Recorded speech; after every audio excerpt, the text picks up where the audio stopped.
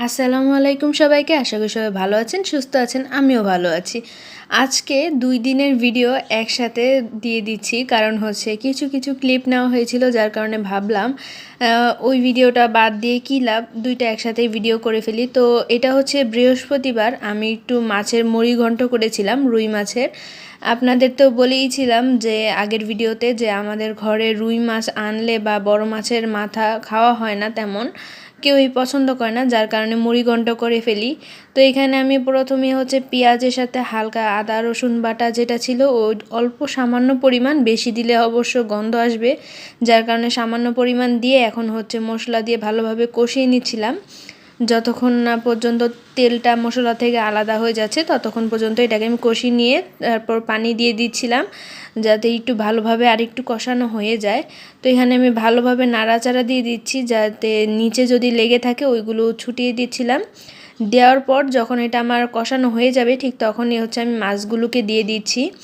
এখানে মাছগুলোর লেজটাকে এই যে কেটে একটু ছোট করে নিয়েছি, যার কারণে এটা ভাঙতে সুবিধা হবে।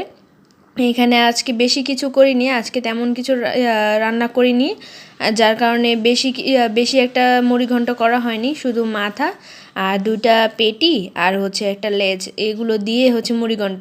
আমাদের ঘরে এই মুড়িঘণ্টটা আবার খুবই পছন্দ করে। অনেকে আছে এই মাছগুলো বেছে সেদ্ধ করে তারপর বেছে রান্না করে, কিন্তু আমার কাছে ওইটা থেকে মনে হয় এভাবে রান্না করলে বেশি মজা হয়। এভাবে খেলে একটু কাটা বেশি হয়, কিন্তু খেতে মজাই লাগে। তো ভাবলাম এইভাবেই করে ফেলি। আমার জামাই আবার বলছিল কাটা বেছে করার জন্য, কিন্তু আমি ভাবলাম যে ওইভাবে থেকে এভাবে করলে বেশি মজা হয়। তো এখানে হচ্ছে আমি ভালোভাবে কষিয়ে নিচ্ছি। আর এই মাথাগুলো কিন্তু সবগুলোই ভেঙে যাবে। বেশি একটা পানি দিইনি, অল্প একটু পরিমাণ পানি দিয়েছি। বেশি পানি দিলে অবশ্য এগুলো বেশি মিশে যাবে, বেশি মিশে গেলে আবার ভালো লাগে না অত। যার কারণে হচ্ছে আমি এখানে এই যে দেখুন, এটা প্রায় কিন্তু কষাতে কষাতে এই যে সিদ্ধ হয়েই গেছে। এখন শুধু একটু পানি দিয়ে ভালোভাবে কষিয়ে নেব, এইতটুকুই। এই মুড়িঘণ্ট রান্নাটা মনে হয় এমন কেউ নাই যে পছন্দ করে না। আমার কাছে কিন্তু খুবই ভালো লাগে। আর এটা আমি খাওয়া শিখেছি হচ্ছে আমার আম্মুর থেকে। আমার আম্মু হচ্ছে রুই মাছ দিয়ে না, আমাকে পাঙ্গাস মাছ দিয়ে খাওয়াতো। ওই পাঙ্গাস মাছটা কিন্তু আমার বেশি ভালো লাগতো মুড়িঘণ্ট। রুই মাছ তত একটা ভালো লাগে না, কিন্তু শ্বশুরবাড়ির চাপে এখন সবই ভালো লাগে। চাপ বলবো না, কেউ কিছু মনে করবেন না, চাপ না আসলে। ওরা আসলে পাঙ্গাস মাছ খায় না, যার কারণে পাঙ্গাস মাছ আনা হয় না তেমন। আনলেও আমি আর আমার শ্বশুর ছাড়া কেউই খায় না। তো ভাবলাম একজনের জন্য এনে কী লাভ, রুই মাছ আনলে তো সবারই খাওয়া হয়ে যাবে। তাই এই রুই মাছ দিয়ে মুড়িঘণ্ট করছি। এখন এটাও ভালোই লাগে। তো শেষমেশ এখন হচ্ছে আমি লেবু পাতা দিয়ে ভালোভাবে নাড়াচাড়া করে নামিয়ে ফেলবো। তো লেবু পাতা দিয়ে কিন্তু আবার বেশিক্ষণ নাড়াচাড়া করা যাবে না, বা বেশিক্ষণ রাখাও যাবে না, রাখলে এটা তেতো হয়ে যাবে যেহেতু পাতা। আর এই পাতাটা এমনিতেও একটু তিতা হয়, যার কারণে বেশি নাড়াচাড়া না করে হালকা মিশিয়ে নিয়ে যখন এটার স্মেলটা বের হয়ে যাবে। আর এই সময় ভাই এত সুন্দর গন্ধ হয়, কেউ যদি খেতে চান বাসায় এসে পড়বেন, আমার কোনো বাধা নেই, তৈরি করে খাইয়ে দেবো, সমস্যা নেই। আর এটার গন্ধটা মারাত্মক গন্ধ আসে, যে দেখতেই পাচ্ছেন কিভাবে ধোঁয়া উঠছে। আর আমি বারবার এটার স্মেল নিতে নিতেই শেষ করে ফেলি। আর এটা খেতেও অসাধারণ হয়। তো সারাদিন আর কোনো ভিডিও নেওয়া হয়নি।